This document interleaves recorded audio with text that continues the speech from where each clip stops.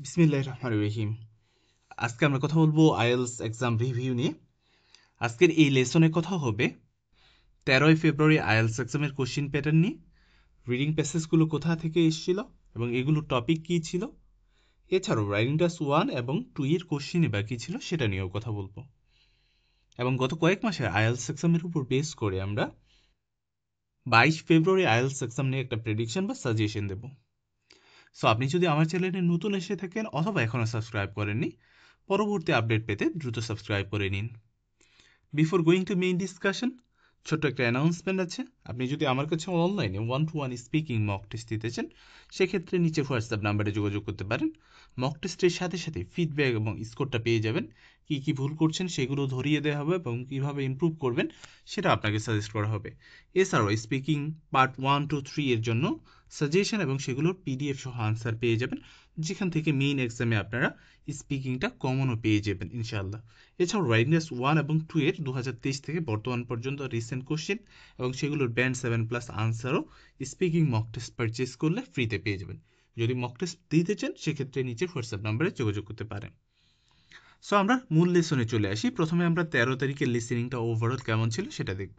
So listening part 1 gap filling ছিল 1 word or a number, যেটা খুবই সহজ ছিল। এটা নিয়ে আর আসলে কারো কোনো সন্দেহ নেই এবং এটা অলরেডি আমি আমার পেজে আপলোড করেছি, সেখান থেকে আপনি দেখে নিতে পারেন আনসার সহ। এছাড়াও আপনি যদি নতুন ক্যান্ডিডেট হয়ে থাকে অথবা 22 তারিখে এক্সাম দেবেন, সেক্ষেত্রে সেটা একটু সলভ করে রাখতে পারেন, সেটা আপনার জন্য ভালো হবে। দেন পার্ট 4 নিয়ে যদি কথা বলি, এখানেও গ্যাপ ফিলিং ছিল 1 ওয়ার্ডে, যেটাও আসলে সহজ ছিল। সো পার্ট 1 এবং পার্ট 4 খুব সহজ ছিল। এটা নিয়ে আসলে কারো কোনো কনফিউশন নেই এবং কেউ আসলে এটা নিয়ে কঠিন হয়েছে এমন কেউ কোনো কথাও বলেনি। দেন পার্ট 2 নিয়ে যদি কথা বলি, পার্ট 2টাই আসলে অনেকের প্রবলেম তৈরি করেছে পার্ট 2তে, স্পেশালি পার্ট 2 বক্স ম্যাচিংটা। সো এখানে এমসিকিউ ছিল 11 থেকে 14, দেন বক্স ম্যাচিং ছিল এবং বক্স ম্যাচিংয়ের যে অপশনগুলো ছিল এগুলো একটু বড় ছিল এবং আনসারগুলো আসলে খুব দ্রুত এখানে বলেছে। অর্থাৎ আমরা টিপিক্যাল ক্যামব্রিজে যেটা দেখেছি, একটা আনসার বলার পরে সেটা নিয়ে একটু কথা বলে, ডিসকাস করে, দেন আরেকটা আনসার বলে, এমনটা হয়নি। সো একটা আনসার খুব দ্রুত বলছে, আরেকটা আনসার এভাবে খুব দ্রুত আসলে শেষ করে ফেলেছে, যার ফলে অনেকের মনে হতে পারে যে স্পিড আসলে একটু বেশি ছিল। স্পিডের তুলনায় আসলে যে জিনিসটা হয়েছে, যেটা বললাম যে একটা আনসারের সাথে থেকে আরেকটা আনসারের মধ্যে যে গ্যাপটা আছে, এটা আসলে অনেক কম ছিল। দেন পার্ট 3তে এখানে এমসিকিউ ছিল এবং ফ্লো চার্ট ছিল। সো ফ্লো চার্ট খুব সহজ ছিল, এমসিকিউ মোটামুটি ছিল। সো ওভারঅল আমরা বলতে পারি যে আসলে একটা সেকশনে বাট টুটাতে এটা মডারেট হয়েছে, বাকিগুলো আসলে ইজির মধ্যে ছিল। সো আমরা ইজি টু মডারেট হিসেবে আসলে লিসনিংটাকে কাউন্ট করতে পারি। দেন রিডিং নিয়ে যদি কথা বলি, সো রিডিং প্যাসেজ 1 খুবই বেশি ইজি ছিল, যেটা অলরেডি আমি ফেসবুকে আপলোড করেছি, সেটা দেখে নিতে পারেন সেখান থেকে।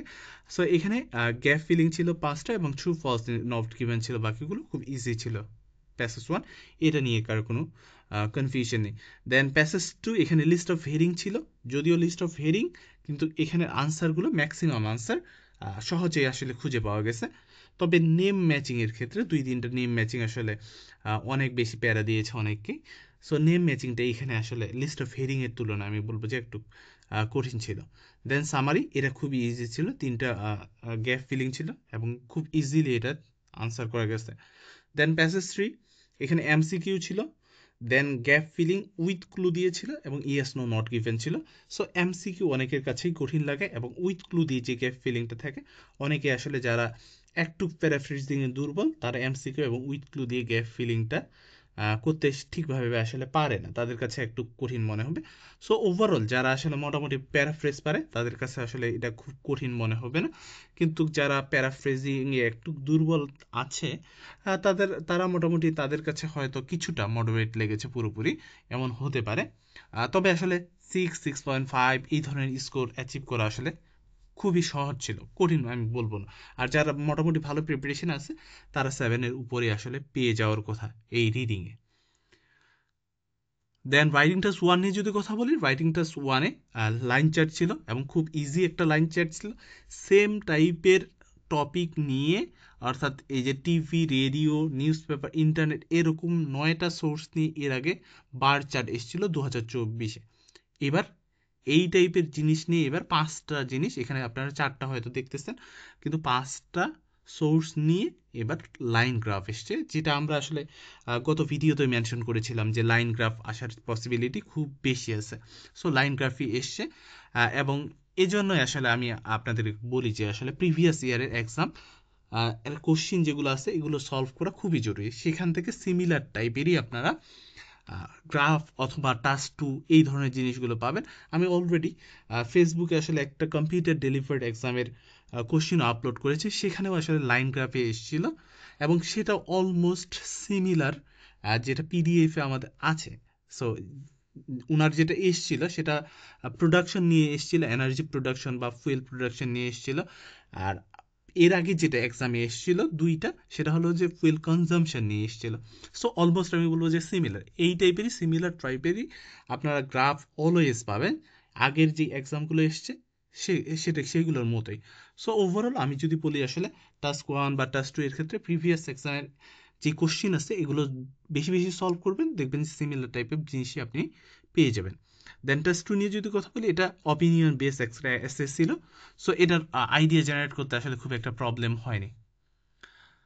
সো ওভারঅল আমরা যদি বলি আসলে ইজি টু মডারেট লেভেলেরই একটা কোশ্চিন হয়েছে, যেটা নিয়ে আসলে খুব একটা কারো ঝামেলা হয়নি বা খুব বেশি প্রবলেম ফেস করেনি। সো আশা করা যায় যে এই এক্সামে যারা পার্টিসিপেট করেছে তারা ভালো একটা স্কোর অ্যাচিভ করবে। দেন 22 ফেব্রুয়ারি প্রেডিকশন নিয়ে যদি কথা বলি, আসলে এটা প্রেডিকশন হিসেবে নিতে পারেন আপনি, অথবা সাজেশন হিসেবেও আসলে এটাকে কাউন্ট করতে পারেন। সেক্ষেত্রে আমার কাছে যেটা মনে হয় লিসেনিং এগেইন ইজি টু মডারেটের মধ্যেই থাকবে। একটা সেকশনের একটা পার্ট অর্থাৎ 5-6টা কোশ্চিন একটু ডিফিকাল্ট লেভেলের মধ্যেই থাকবে, অর্থাৎ পুরোপুরি মডারেট লেভেলে থাকবে। এক্ষেত্রে পার্ট 1-এর ক্ষেত্রে আপনারা 1 ওয়ার্ডে পেয়ে যাবেন, তবে 2 ওয়ার্ডসের প্র্যাকটিসটা যেটা আমি বারবার বলি যে করে রাখবেন। সো কোনো সময় হুট করে 2 ওয়ার্ডস দিয়ে দিতে পারে। সো 2 ওয়ার্ডসের প্র্যাকটিসটা করে রাখা জরুরি, এই জন্য আপনারা প্র্যাকটিস প্লাস প্র্যাকটিস করবেন। দেন পার্ট 2 নিয়ে যদি কথা বলি, এমসিকিউ, ম্যাচিং এবং ম্যাপ। এখানে ম্যাপের ব্যাপারটা হলো দুইটা জিনিস আছে, একটা হলো ডায়াগ্রাম টাইপের ম্যাপ আর একটা সরাসরি ম্যাপ। সো নেক্সটে আপনারা ডায়াগ্রাম টাইপের ম্যাপটার প্রতি একটু বেশি ফোকাস দেবেন, এবং ম্যাপ বা ম্যাচিং এই ধরনের কোনো প্রবলেমে যদি পড়েন সেক্ষেত্রে আমার প্লেলিস্ট চেক করতে পারেন, বেশ কিছু ভিডিও আছে, খুবই ইফেক্টিভ হবে আপনাদের জন্য। দেন পার্ট 3-র জন্য এমসিকিউ এবং বক্স ম্যাচিং, এবং বক্স ম্যাচিং নিয়ে যদি আপনারা কোনো ধরনের প্রবলেমে পড়েন, এগেইন প্লেলিস্টে গেলে আপনি বক্স ম্যাচিংয়ে বেশ কয়েকটা ভিডিও পাবেন। আপনার যদি এখন বক্স ম্যাচিংয়ে 2টা হয়, এই ভিডিওগুলো দেখার পরে 5টার মধ্যে অ্যাটলিস্ট 4টা করে হবে আশা করা যায়। সো একটু দেখতে পারেন, এই ভিডিওগুলো খুবই এফেক্টিভ হবে। দেন পার্ট 4 নিয়ে যদি কথা বলি, জাস্ট 1 ওয়ার্ডে আশা করা যায় ইনশাল্লাহ চলে আসবে। সো ওভারঅল আমি যদি বলি পার্ট 1 এবং পার্ট 4 খুব ইজির মধ্যে আপনারা পাবেন। এক্ষেত্রে একটু ডিফিকাল্ট হতে পারে পার্ট 3টা। সো 3 এর কোনো একটা অংশ একটু পুরোপুরি আমি বলবো যে মডারেট হবে। সো এই ক্ষেত্রে লেটেস্ট ক্যামব্রিজগুলো প্র্যাকটিস করবেন, আর যেটা বললাম যে প্র্যাকটিস প্লাসে একটা বই 2 অথবা 3 যে কোনো একটা বই আপনি প্র্যাকটিস করতে পারেন। দেন রিডিং নিয়ে যদি কথা বলি, রিডিং ওভারঅল পুরোপুরি মডারেট হওয়ার পসিবিলিটি খুবই হাই থাকবে, যদিও আমরা 25-এ যেটা দেখেছি যে ম্যাক্সিমাম এক্সাম কিন্তু সহজ হয়েছে, 25-এ খুব কম এক্সামই আসলে হার্ড হয়েছে। সো ওভারঅল তারপরেও আমি বলবো যে এক্ষেত্রে 22 তারিখে মডারেট পুরোপুরি হওয়ার পসিবিলিটি আছে, তবে প্যাসেজ 1 আপনারা ইজির মধ্যেই পাবেন। এক্ষেত্রে ট্রু ফলস নট গিভেন এবং গ্যাপ ফিলিংই সলভ করে যাবেন। আশা করা যায় যে এই ধরনের একটা স্ট্রাকচারের মধ্যেই আপনারা প্যাসেজ 1টা পেয়ে যাবেন, এবং প্যাসেজ 1টা যেটা বললাম যে সহজের মধ্যেই আসলে পাবেন। অ্যান্ড প্যাসেজ 2তে এখানে প্রধানত স্টেটমেন্ট ম্যাচিং সলভ করবেন, তবে লিস্ট অফ হেডিংটাও দেখে যাবেন, কারণ প্যাসেজ 2 এর সাথে 3তেও ম্যাচিং টাইপ অফ কোশ্চিন আসার পসিবিলিটি খুব বেশি আছে। সো সেক্ষেত্রে দুইটাই প্র্যাকটিস করবেন, সামারির সাথে নেম ম্যাচিং এবং এমসিকিউ।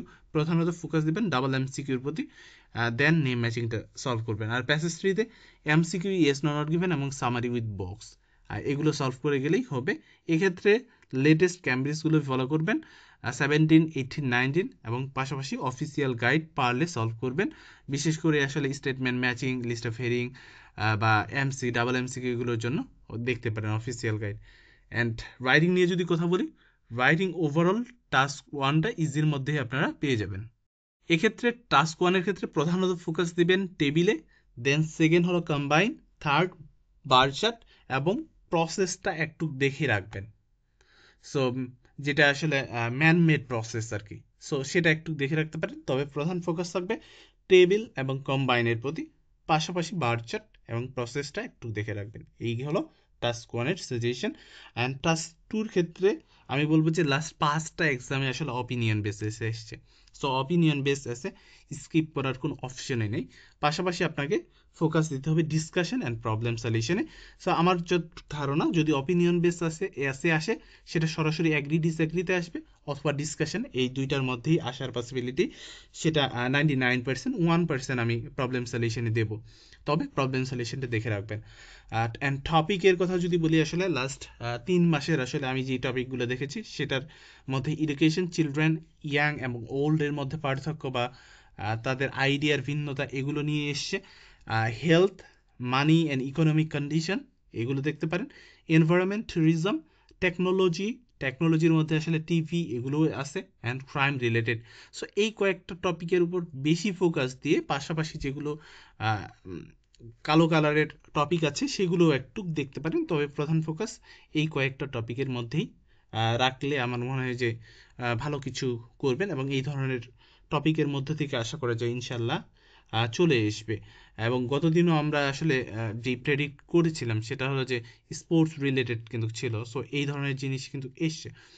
সো ওভারঅল আমরা যদি বলি যে 22 তারিখের যেই এক্সামটা হতে চলেছে সেটাতে রিডিংটা কিছুটা মডারেট হতে পারে। দেন স্পিকিং নিয়ে যদি কথা বলি, স্পিকিং এর ক্ষেত্রে আপনি যদি আমার কাছে মক দেন, সেক্ষেত্রে পার্ট 1-এর ক্ষেত্রে 31টা টপিকের একটা লিস্ট পাবেন, পার্ট 2 এর ক্ষেত্রে 45-46টা টপিকের একটা লিস্ট পাবেন, যেখান থেকে আশা করা যায় যে ইনশাল্লাহ আপনি কমন উপর পাবেন। আর মার্কার যদি আপনি ফলো করেন, সেক্ষেত্রে আসলে বেশি একটু টপিকই আপনাকে পড়তে হবে, 60-70টার মতো টপিক পড়তে হবে, কারণ ইদানিং যেই কোশ্চেনগুলো হচ্ছে, মার্কারের শেষের দিকে যেই কোশ্চেনগুলো আছে সেখান থেকেও আসলে আমরা কিছু দেখতেছি যে রিসেন্ট টাইমে সেই কোশ্চেনগুলোও কিন্তু আসতেছে, স্পেশালি কিউ কার্ডে দেখা যাচ্ছে 70-80, ওইদিকে যে কিউ কার্ডগুলো আছে সেগুলো ইদানিং আস্ক করতেছে। সো কিউ কার্ড নিয়ে আসলে একটা এখন আগের মতো না যে 30-40টা কিউ কার্ড পড়লাম আমার কমন চলে আসলে, এমনটা আসলে হচ্ছে না। সো সেক্ষেত্রে ওভারঅল আপনাকে মোটামুটি কিউ কার্ডের একটা ভালো ধারণা নিয়ে যেতে হবে। আর পার্ট 1 মোটামুটি আশা করা যায় যে শুরুর দিকে মোটামুটি আপনি 40-50টা যদি পড়েন, আশা করা যায় সেখান থেকে কমন পেয়ে যাবেন। সো এই গেল আসলে আমাদের ওভারঅল 22 তারিখের প্রেডিকশন এবং 13 তারিখের এক্সাম রিভিউ। সো সবাই ভালো থাকবেন, সুস্থ থাকবেন, আল্লাহ হাফিজ।